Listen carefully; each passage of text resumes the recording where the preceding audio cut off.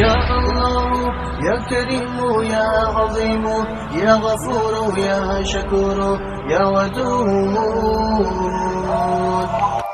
ام المومنین حضرت سیدنا عائشہ صدیقہ رضی اللہ تعالی عنہا سے مروی ہے کہ